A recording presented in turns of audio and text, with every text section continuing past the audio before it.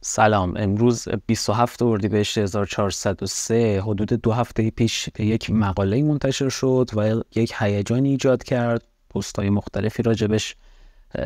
رفتن و یه مقداری شاید تبلیغات راجبش شد. اون هم مقاله کولوموگراف آرنولد نتورک ها بود. به این روی کرد که در این مقاله یک رویکرد جدیدی از شبکه‌های عصبی بیان شده و کلا هیجان ایجاد کرده که آقا این رویکرد جدید چی هست،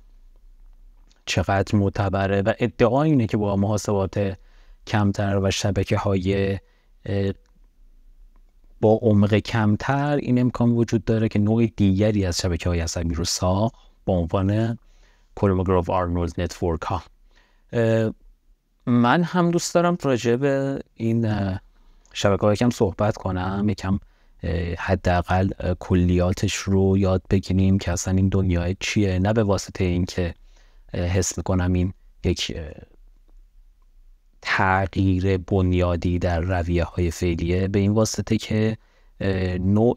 نگاهش و جدید بودن نگاهش یه مقدار ذهن رو باز میکنه به این که فضای شبکه‌های عصبی رو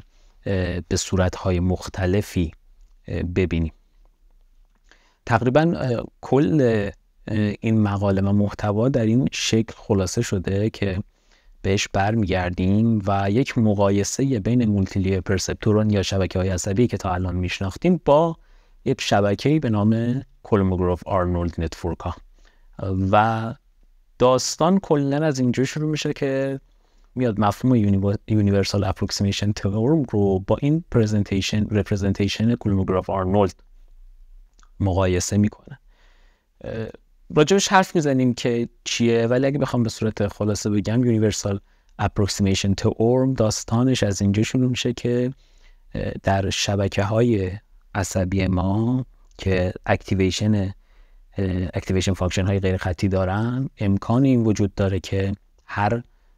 فانکشنی یاد گرفته بشه. البته که راجبه چند و چونش و اینکه چگونه یاد بگیره صحبتی نمیکنه این قضیه، ولی میتونید اسمش رو در اینترنت راحت جستجو کنید و ببینید که امکان این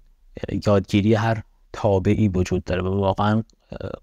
شبکه عصبی چیزی جز این هم نیست. اون جواب مسئول به یک تابع، اون تابع رو سعی میکنه یاد بگیره و رپرزنتیشنی که بیان میکنه در این مقاله هم از این خاصیت برخورداره. یعنی این رپرزنتیشن یک رپرزنتیشنیه که ادعا میشه میتونه هر فانکشنی رو با لیمیتیشن هایی یاد بگیره که الان راجبش صحبت میکنیم. ولی قبل از اینکه دیتیل بشیم روی این موضوع که محتوا چیه و اصلا با کانسپت ها آشنا بشیم، یه چرخی توی خود مقاله بزنیم راجب چند تا از جمله های مقاله. اول اینکه موقعی که شروع میکنه مقاله رو توضیح دادن، یه جایی میگه که بالاخره این کولوموگراف آرنولد رپرزنتیشن جاهای مختلف اومده و راجبش بحث شده و شبکه هایی به طول دو هم مثلا اومدن و ساختن و راجبش بحث کردن و خلاصه چیز جدیدی نیست این داستان که میگم بخشی از این اکسایتمنت میشه گفت هم تبلیغاتی هم جلب توجه کننده است، چیزی نیست که خیلی جدید باشه. ولی توی این مقاله اومده این عمق رو بیشتر کرده و با یک خوشبینی که حالا جلوتر اصلا به این کلمه هم برمیخوریم، گفته که آقا فارغ از این ریاضیاتی که این کولوموگراف آرنولد رپرزنتیشن داره و اینها، کل این مبحثه اینه که ما قسمت‌های خوب MLP رو نگه داشتیم، مولتی لییر پرسپتورون، و قسمت‌های بعدش رو حذف کردیم با یه چیزی به نام اسپلاینز که اصلا راجع به این صحبت می‌کنیم. یعنی اون کیوردیه که ما رو به درک میرسونه که اصلا این کولوموگراف آرنولد رپرزنتیشن چیه. حالا بیشتر از این که حتی ریاضیاتش اهمیت داشته باشه، اون نوع نگاهی که جور دیگری هم میشه اصلا به دنیای لرنینگ نگاه کرد، اون میتونه جذاب باشه. باز جلوتر میریم بعضی جاها فرمول ها و اشکال مثلا این شبکه رو میبینیم یه مقداری به ذهن آشنا نیست، به چشم آشنا نیست، به خاطر اینکه ما معمولا جور دیگری عادت کردیم شبکه رو ببینیم و انگار فرایند لرنینگ در ذهن ما خیلی مصادف شده با اون شبکه خاص که خب اینطور نیست، ولی راجع به این صحبت میکنیم، این درک رو ایجاد میکنیم. یه جایی دیگه دوباره خودش از کلمه اپتیمیستیک استفاده میکنه. بالاتر اگر دقت کنید میگه که آقا من یه امکانی دارم با استفاده از این تئورم که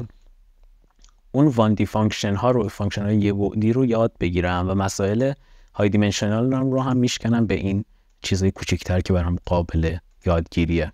بعد در ادامهش میگه که همین فانکشن هایی که من دارم ازشون یاد میکنم که میتونم یاد بگیرم، اگر نان اسموت باشن، یعنی کانتینیوس نباشن، پیوستگی نداشته باشن. حالا این پیوستگی رو شرطش رو خیلی دقیق تر میگه. پیوستگی مرتبه چند، مرتبه یک یعنی مشتق هم پیوسته باشه، مرتبه دو یعنی خلاصه ببخشید مرتبه یک یعنی همون پیوستگی معمولی، مرتبه دو مشتقش هم پیوسته است و قصه لحاظا یعنی سطح پیوستگی رو بحث میکنه که اینم راجبش گپ میزنیم. میگه اگر این شکلی نباشن من توانایی یادگیری رو ندارم. و میگه اصلا از این قرار بود که در فضای لرنینگ کلا از این رپرزنتیشن استفاده نشد. میگه تبدیل به یک چیز مرده ای شد در فضای ماشین لرنینگ. ولی با این حال میگه ما با یک روی کرده اپتیمیستیکی، با یک روی کرده خوشبینانه شروع کردیم از این استفاده کردن و نتیجه ای که گرفتن، یعنی آرکیتکچری که اینجا تنظیم کردن در نهایت این بوده که تونستن فرمال کنن و یک سری نتایج پرکتیکال بگیرن از موضوع کولموگروف آرنولد که حالا راجبش بحث خواهیم کرد. اما قبل از این که وارد محتوا بشیم، توی این بخش مقدمه این مقدار بیشتر صحبت کنیم. اتفاقی که رقم میخوره، ما راجبه یه مفهومی صحبت میکنیم به نام بیزیر کرفز که یک مفهوم ریاضی هست. بچه‌هایی که در دنیای گرافیک هستن شاید باهاش آشنا بشن و بعد با استفاده از اون مفهوم یک شمای نه لزوما ریاضی صرف در مورد کولموگروف آرنولد تئورم در واقع میدیم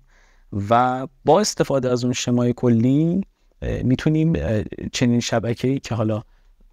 بالاتر تصویرش گذاشته شد رو توصیف کنیم، مثلا متوجه بشیم که چنین شبکه‌ای چیست و چرا یاد میگیره و آنچه که در این شبکه یادگیرنده است اصلا چیه. بنابراین یه بخشی اصلا راجع به این بیزیر کرف ها باید صحبت کنیم و اسپلاینز ها که کلمش رو دیدید در متن مقاله که قلب و کور این مفهومه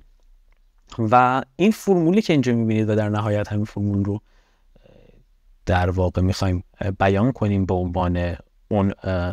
قلب موضوع توصیف کننده این شبکه. در این مقاله اومدن چند لایه کردن، گفتن که آقا ما دلیلی نداره دو لایه فقط داشته باشیم در مثل مقالات قبلی و یک توصیفی ارائه میدن که تعداد لایه ها رو بتونن افزایش بدن که حالا یه مقداری راجبش صحبت میکنیم. شاید این چند لایه شدنش میطلبه که یه مقدار خود مقاله رو بخونید، ولی راجب این که چیست و چطور میشه بهش نگاه کرد و چرا کامپیوتیشن کم شده و چرا خوب است و اصلا چرا نوع نگاهش متفاوته